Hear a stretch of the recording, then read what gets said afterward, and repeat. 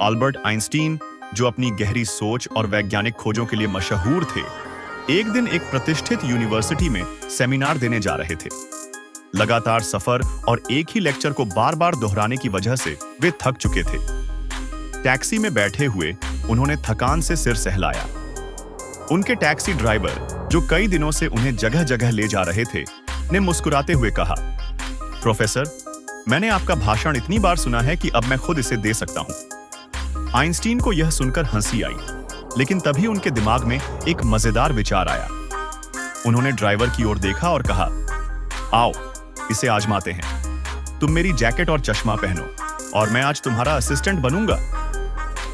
पहले तो ड्राइवर चौंका, लेकिन फिर वह भी इस शरारत के लिए तैयार हो गया। दोनों ने झटपट कपड़े बदले और सेमिनार हॉल की ओर बढ़े। ड्राइवर, जो अब आइंस्टीन के रूप में तैयार था, आत्मविश्वास से स्टेज पर चढ़ गया।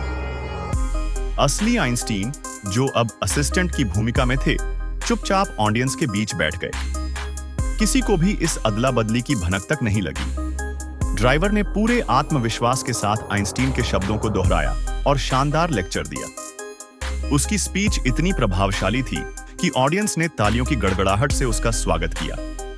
लेकिन तभी एक प्रोफेसर ने खड़े होकर एक बेहद कठिन सवाल पूछ लिया।